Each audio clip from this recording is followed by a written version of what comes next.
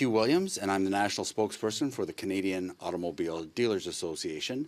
And we're here today in a joint press conference between the manufacturers and the dealers with a united message. Joining me on stage is Mr. Tim Royce, who is the President and CEO of the Canadian Automobile Dealers Association. We have Mr. Brian Kingston, who's the President and CEO of the Canadian Vehicle Manufacturers Association. We have Mr. David Adams, who is the President and CEO of the Global Automakers of Canada. And we have Mr. Charles Bernard, who is the economist en chef, the lead economist for the Canadian Auto Dealers Association. We'll begin with remarks in English, and there'll be remarks in French as well. Over to you, Mr. Royce. Oh, Mr. Kingston, excuse me. Go ahead. Thank you, Hugh. Good morning. My name is Brian Kingston. I'm the President and CEO of the Canadian Vehicle Manufacturers Association. 1 year ago, the federal government finalized its zero-emission vehicle mandate, ZEV mandate, dictating an increasing ratio of ZEV vehicle sales in Canada. The targets established were ambitious and lacked evidence to support their feasibility. Instead of incorporating industry and expert input, the federal government relied on ill-conceived analysis from environmental groups posing as automotive experts. The CVMA indicated at the time that higher zero-emission vehicle sales levels could be achieved with favorable market conditions, stronger consumer purchase incentives, effective consumer education and awareness, widespread charging infrastructure, expanded grid capacity, and the development of a North American battery supply chain. Automakers have put their money where their mouth is. Since 2020, manufacturers have announced over $40 billion in job-creating investment in Canada. CVMA member companies are the only manufacturers in Canada currently operating the first full-scale EV battery plant and EV manufacturing facility, employing thousands of Canadians in well-paying jobs. Given the ambitious mandated targets established just 1 year ago, industry was shocked to learn this week that the federal zero-emission vehicle purchase incentive program has abruptly ended, creating chaos for consumers. Equally concerning is new data revealing that the pace of the charging infrastructure rollout is slowing. Both are critical preconditions to mass EV adoption. According to the federal government, the iZEV Consumer Purchase Program has exhausted its funding before the first year of mandated ZEV sales targets come into force in 2026. And the build-out of charging ports slowed in 2024 by 3,000 public ports compared to 2023. This is at a time when the government's own analysis is calling for an unprecedented acceleration in the pace of the charging infrastructure build-out. 100,000 public ports are required this year. There are 32,000 available today. At the same time, provincial governments in British Columbia and Quebec have established even more aggressive sales mandates, requiring 90% and 85% zero-emission vehicle sales by 2030, respectively. Both governments have recently pulled back on consumer purchase incentives and failed to build the necessary charging and electricity capacity. It should be obvious to everyone now that provincial and federally mandated zero-emission vehicle sales targets are no longer ambitious, but a complete fantasy. There is no pathway to 100% zero-emission vehicle sales in the next 10 years with the supports being provided to Canadians. Dictating what vehicles Canadians can and can't buy without providing them with the supports necessary to switch to electric is a made-in-Canada policy failure. Today, we are calling on provincial and federal governments to scrap the mandates. Thank you.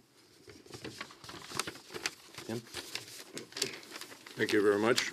Good morning. My name is Tim Royce. I'm the President of the Canadian Automobile Dealers Association.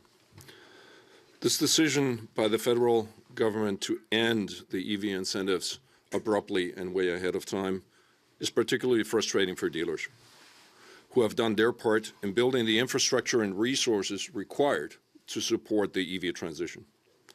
We are seeing governments at both the federal and provincial level decommitting from a difficult and costly process that they themselves instituted.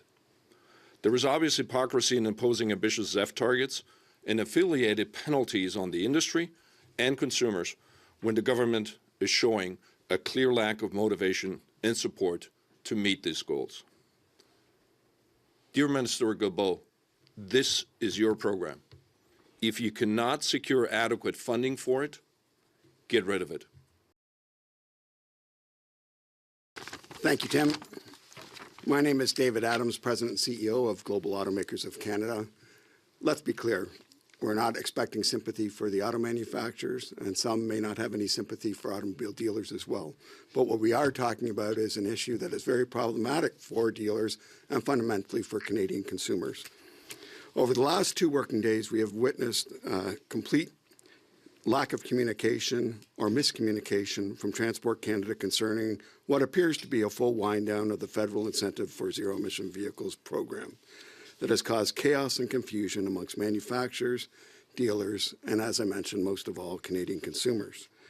Because of this, that turn of events has led to the result that a number of consumers that may be expecting on receiving federal incentive will not receive that incentive. We are trying to work with federal officials to resolve these issues at the moment. Friday, Canadians were advised that the incentive program would expend all earmarked funds, as my colleagues have identified, by the ahead of the March 31st deadline, without the ability to recapitalize the program now that Parliament has been prorogued.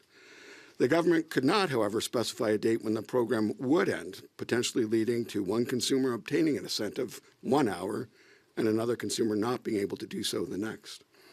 With a monthly burn rate of $100 million, industry was advised last Friday afternoon that $70 million remained in the fund.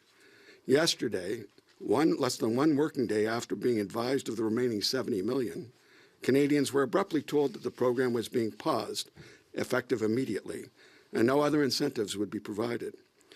We would argue even the use of paused is a disingenuous term, given that it seems highly likely that the country will head into an election once Parliament returns on March 24th, with absolutely no guarantee that any future government will continue to provide a purchase incentive.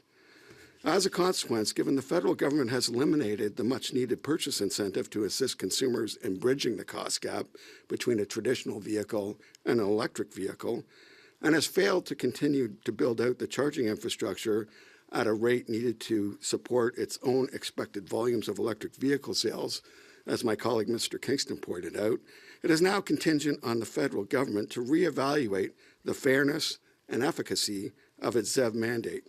Not only that, but the provinces such as BC and Quebec, which specifically referenced the presence of a federal incentive as part of the reason why it was winding down its own incentive, must also reevaluate their even more aggressive provincial sales mandate.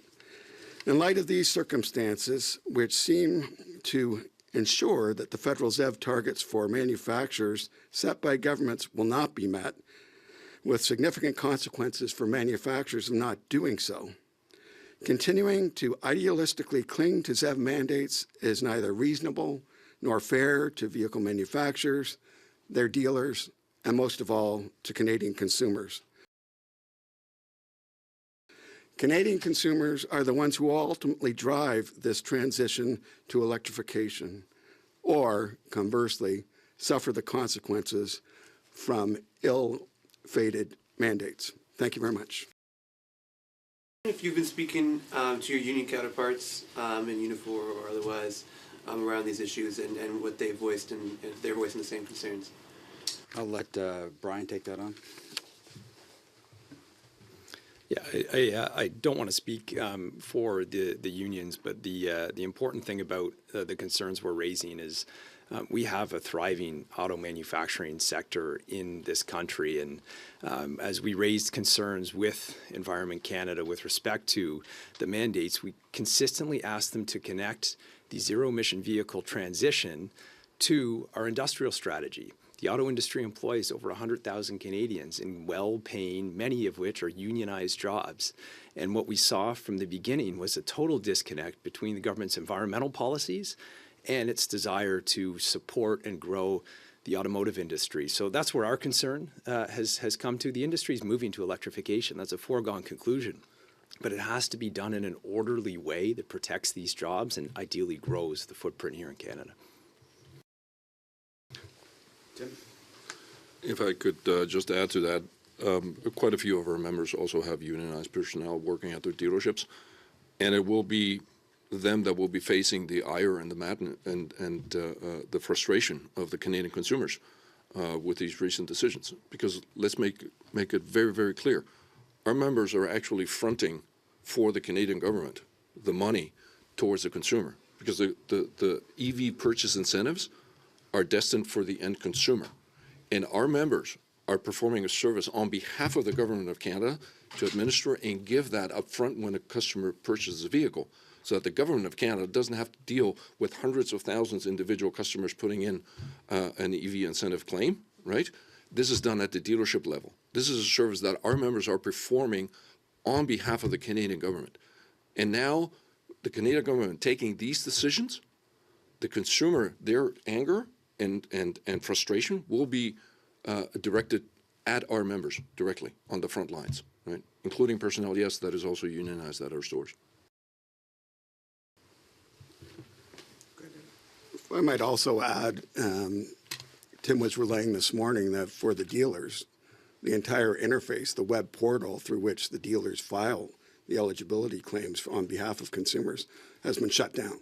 So at this point, there's no way for dealers that have the paperwork ready to file on the behalf of their consumers to actually ensure that those claims are being paid out. So we need to find a way, working with Transport Canada, to ensure that all of those consumers that bought a vehicle, ordered a vehicle on the premise of receiving a rebate, actually get that rebate.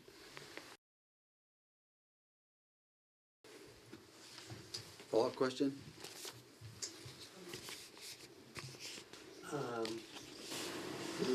No, I think. And if we have any questions online, si vous avez des questions en ligne, s'il vous plaît, utilisez la fonction lève la main. Use the raise hand function now if you would like to ask a question.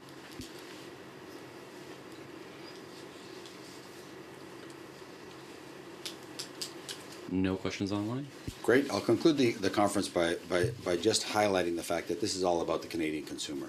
Ultimately, at the end of the day, a mandate that's out of step with the supports needed to make it successful will land heavily on consumers, not just in urban areas, but rural areas across Canada. And if we try to move a mandate too fast without the right supports, it's actually going to hurt the movement long-term towards EVs. This is a plan which we have to do together and not in an ideological bent. So merci beaucoup. Thank you for being here today. We'll be available for interviews later on today for those that are listening online.